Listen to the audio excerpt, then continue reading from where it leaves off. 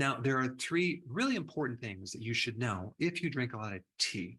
Now, normally when you think about tea, you think about something that's pretty healthy. And I mean, it's better than coffee, right? And people drink a lot of tea. In fact, the great majority of the planet drinks tea. But there are three things that are just really important to know if you are a tea drinker. Now, certain teas are high in something called tannins. Now, especially if it's black tea, like English breakfast tea, those teas are really high in tannins. Now, green tea is very low in tannins, but when you're exposed to tannins, there's a couple things that happen. Number one, tannin tends to bind or chelate iron, okay, zinc, and calcium. So if you're drinking a lot of black tea, you're binding up your iron, your zinc, and your calcium, and then you may start experiencing symptoms of those minerals.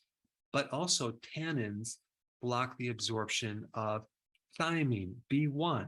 And B1, from my viewpoint, is one of the most important vitamins. I've done a lot of videos on B1, but if you're deficient in B1, you're going to get anxiety. You're going to have nervous tension.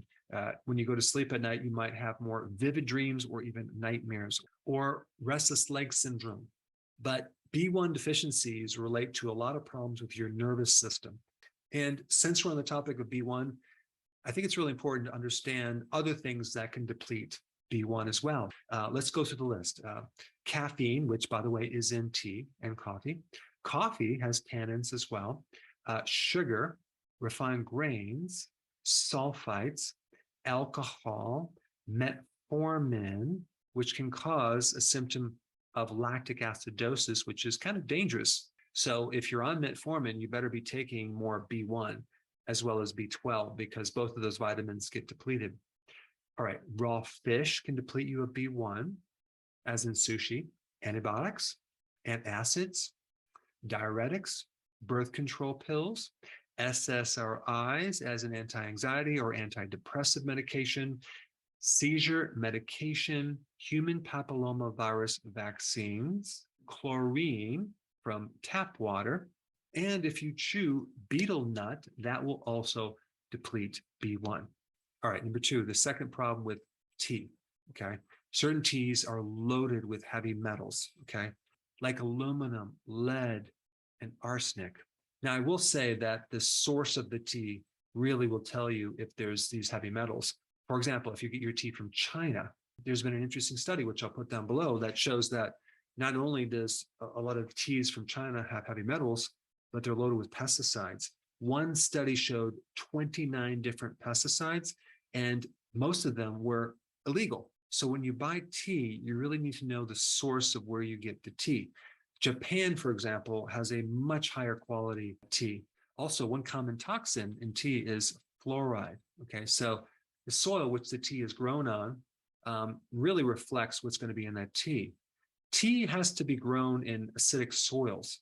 So in that environment, a lot of things are absorbed into that plant that can be not just regular healthy minerals that you need, but actually toxic metals. So the source of the tea matters. Don't go for the cheapest tea. Find something that comes from a source that's very, very healthy. Now, number three, the tea bag itself. Some of these tea bags are bleached with chlorine, pronounced epichlorohydrin, okay? And this chemical is actually a carcinogen. So definitely don't stop drinking tea. Just make sure you apply 4 things with tea. Make sure your tea is organic. Make sure if you consume a lot of tea that you also take B1 at the same time, as well as taking minerals, okay? Because tea will deplete B1 and minerals. And lastly, you might want to buy tea that is kind of like a loose leaf that is not in a bag, or if you're getting those little bags, make sure the bags are bleach-free tea bags. And I would make sure that you research your tea to know where it comes from. The source matters. So since we're on the topic of tea, if you haven't seen my video on green tea, check that out. I put it right here.